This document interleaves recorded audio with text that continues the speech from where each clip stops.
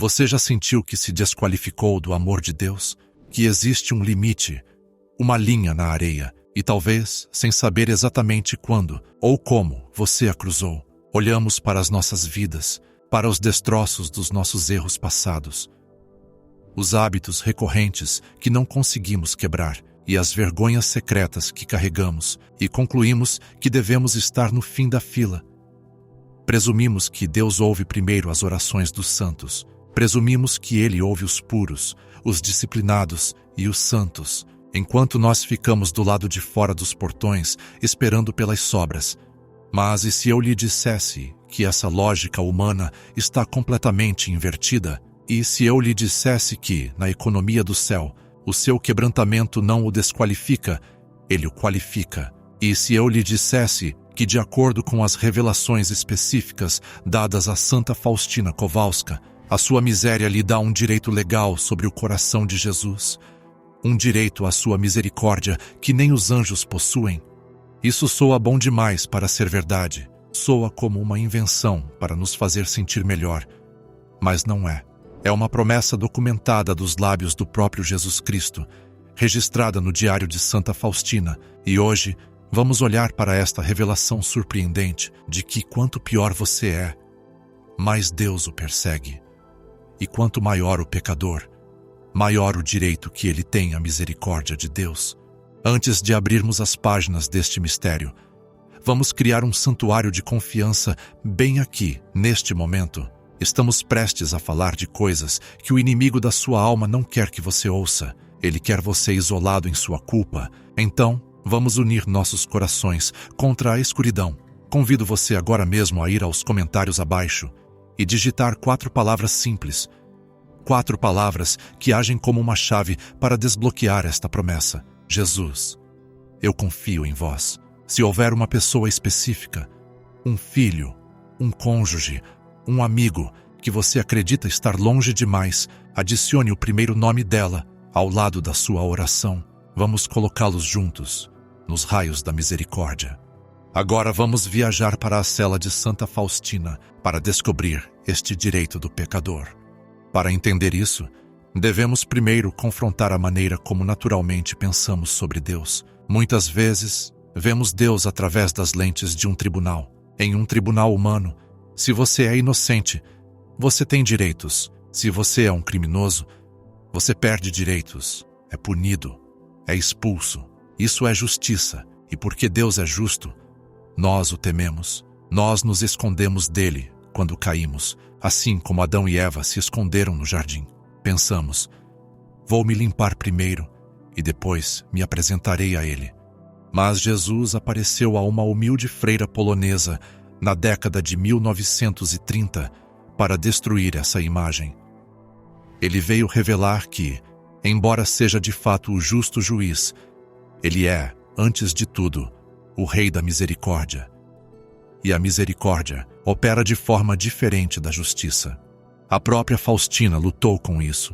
Ela frequentemente se sentia sobrecarregada por sua própria fraqueza. Ela se via como um grão de poeira, indigna das grandes visões que estava recebendo. Ela sentia que suas imperfeições eram uma barreira entre ela e o divino.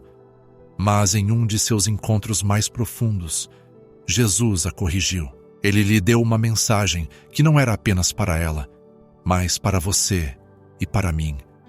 Especificamente para aqueles de nós que se sentem miseráveis.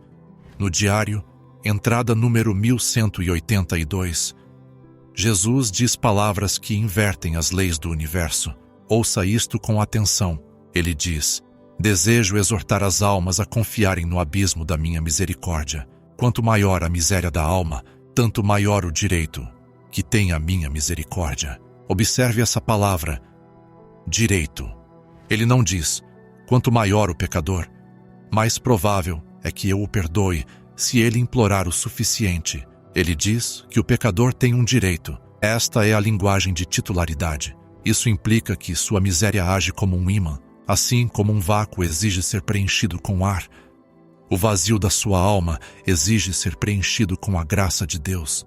Pense em uma mãe com um filho doente. Ela tem muitos filhos que são saudáveis, brincando lá fora, fortes e independentes. mas um filho está na cama, febril, fraco e indefeso. Quem recebe a atenção da mãe? Quem tem direito ao seu cuidado imediato? São os saudáveis? Não, é o doente. A doença em si é o chamado. A fraqueza em si comanda a presença da mãe. Jesus está dizendo a Faustina que ele é essa mãe, ele é esse médico. Na entrada 1146, ele reforça essa promessa, que os maiores pecadores coloquem sua confiança na minha misericórdia. Eles têm o direito, antes dos outros, de confiar no abismo da minha misericórdia. Antes dos outros. Isso significa que se há uma fila para entrar no céu, o pecador arrependido que confia em Jesus passa na frente. Aquele que não tem nada a oferecer, aquele com as mãos vazias, tem prioridade. Por quê? Porque Deus é amor, e o amor é uma força que precisa dar. Se você está cheio de si mesmo, cheio de sua própria bondade, cheio de seu próprio orgulho, Deus não pode lhe dar nada. Você já está cheio. Mas se você está quebrado, se você é um pecador que conhece a profundidade de sua pobreza, você é um vaso aberto. Você permite que Deus seja Deus, você permite que Ele seja o Salvador. Mas há uma segunda camada nesta visão. Não é apenas sobre o nosso direito de pedir, é sobre a busca dele por nós. Muitas vezes imaginamos que, quando pecamos, Deus nos vira as costas. Imaginamos que Ele cruza os braços e espera que rastejemos de volta. Mas as visões de Santa Faustina revelam um Deus que está inquieto pelo pecador. Jesus explica a ela que a própria recusa de uma alma em aceitar sua misericórdia o fere mais do que os próprios pecados. Em um diálogo poderoso registrado no diário, Jesus fala com uma alma desesperada. Imagine esta conversa. A alma está convencida de que é muito perversa, e a alma diz: não há misericórdia para mim. E Jesus responde: minha filha, todos os seus pecados não feriram o meu coração tão dolorosamente como a sua atual falta de confiança, que depois de tantos esforços do meu amor e misericórdia, você ainda duvide da minha bondade.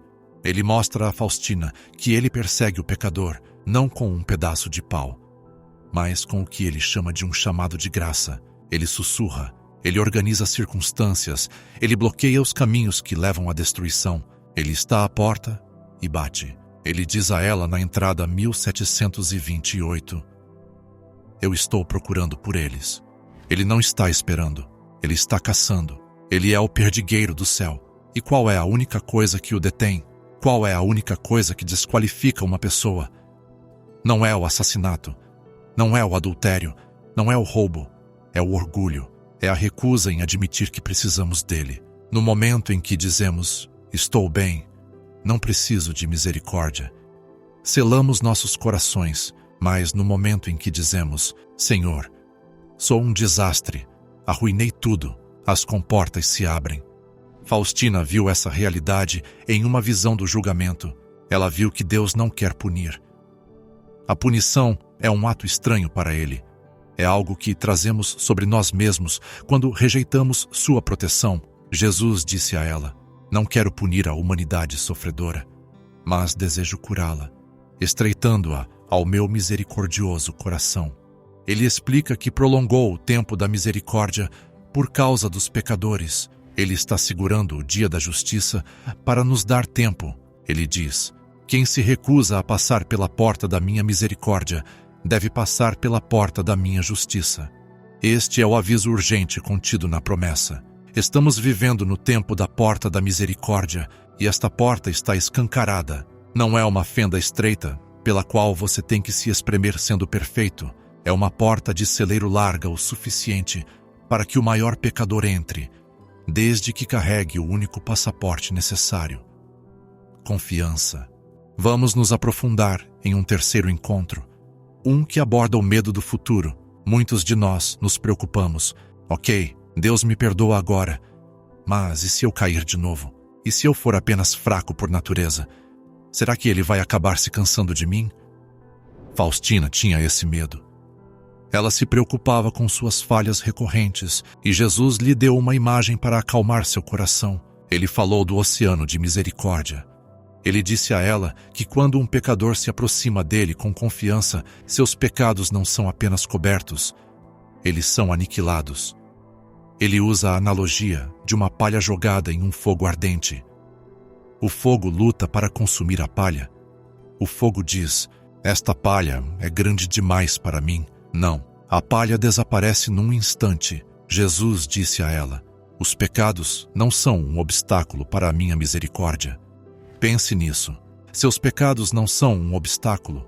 O único obstáculo é o recipiente que você traz. Se você traz um dedal de confiança, recebe um dedal de graça. Se você traz um balde, recebe um balde. Mas se você confia completamente, se você diz: Jesus, não tenho méritos, não tenho defesa, tenho apenas a tua promessa, então você está trazendo o Grand Canyon. Você está abrindo uma capacidade infinita para ele preencher. Ele fez um compromisso específico na entrada 1541. Escrevo isto para o benefício das almas aflitas. Quando uma alma vê e realiza a gravidade dos seus pecados, quando todo o abismo da miséria em que mergulhou se exibe diante dos seus olhos, que não se desespere, mas com confiança se lance nos braços da minha misericórdia, como uma criança nos braços de sua mãe amada. Ele promete que tal alma tem um direito de prioridade ao meu compassivo coração. Ele jura pelo seu próprio nome: diga a elas que nenhuma alma que invocou a minha misericórdia se decepcionou ou foi envergonhada. Esta é a garantia. Ninguém, nenhuma pessoa na história do mundo que verdadeiramente se jogou na misericórdia de Jesus foi rejeitada. É uma impossibilidade teológica, porque para Jesus rejeitar um pecador confiante, ele teria que negar sua própria natureza. Ele teria que deixar de ser Deus. Então, como aplicamos isso? Como vivemos este direito do pecador hoje, no meio de nossas vidas complicadas? Primeiro, devemos parar de esconder nossas feridas. Quando você vai a um médico, você não envolve sua lesão em bandagens e finge que ela não existe. Você a expõe. Você mostra a infecção ao médico. Você diz: olhe como isso está ruim. Em sua vida de oração, você deve fazer o mesmo. Não encubra seus pecados. Não dê desculpas. Traga a miséria para ele. Diga: Senhor, olhe para a minha raiva. Olhe para a minha luxúria. Olhe para o meu egoísmo. É terrível. E porque é terrível, eu reivindico a tua misericórdia. Segundo, devemos usar o vaso do terço da divina misericórdia. Jesus deu esta oração a Faustina, não apenas como um ritual, mas como uma tábua de salvação. Ele disse que, mesmo que houvesse um pecador mais endurecido, se ele recitasse este terço apenas uma vez, ele receberia a graça da minha infinita misericórdia. Rezar o terço é um ato de descontar o cheque que Jesus preencheu para nós. É apresentar o corpo e sangue de Cristo ao Pai em expiação pelos nossos pecados. É um apelo legal no tribunal do céu que o Pai não pode ignorar, porque ele não pode negar o seu próprio Filho. E, finalmente, devemos mudar nossa definição de santidade. Tendemos a pensar que santidade é a ausência de falhas, mas, de acordo com Santa Faustina, santidade é a presença de confiança. O santo não é aquele que nunca cai. O santo é aquele que cai e imediatamente olha para Jesus, não para a sujeira. Há uma bela história na vida de Faustina, onde ela está lamentando sua falta de progresso, e Jesus lhe diz essencialmente: pare de olhar para si mesma. Quando você olha para sua miséria, você fica tonta. Olhe para mim, meu caro amigo. O inimigo quer que você olhe para o seu próprio reflexo até se desesperar. Ele quer que você conte suas falhas. Ele quer que você acredite que esgotou suas chances. Mas a voz da verdade fala do diário com uma mensagem diferente. Ela diz que sua miséria é seu passe VIP. Ela diz que quanto mais baixo você está, mais espaço há para Deus se inclinar. Ela diz que o pastor deixa as 99 justas para encontrar você. Você tem direito ao amor dele, não porque você o mereceu, mas porque ele o prometeu. Portanto, não deixe que seu passado dite seu futuro. Não deixe sua vergonha construir um muro. Derrube esse muro com um único ato de confiança. Ao encerrarmos, quero que você visualize algo. Imagine-se diante de Jesus. Mas não o imagine como um juiz severo, segurando um livro com seus pecados. Imagine-o como ele apareceu a Faustina, com raios de luz vermelha e pálida saindo de seu coração. Esses raios representam o sangue e a água. Eles são um escudo para você.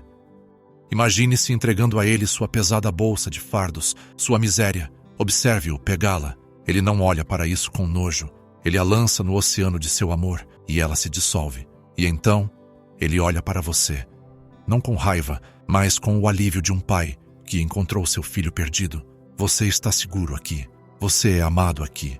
Se esta mensagem alcançou um lugar escuro em seu coração, não deixe que ela desapareça. Apegue-se a esta promessa. Quanto maior o pecador, maior o direito. Reivindique seu direito hoje. Se você ainda não o fez, por favor, deixe seu Jesus, eu confio em vós, nos comentários. Deixe que seja sua assinatura neste decreto de misericórdia e compartilhe isso com alguém que esteja lutando com a culpa. Você pode ser o chamado da graça que eles estavam esperando. Até a próxima. Caminhe na confiança do amado. Você não é definido pelo seu pecado. Você é definido pela misericórdia dele.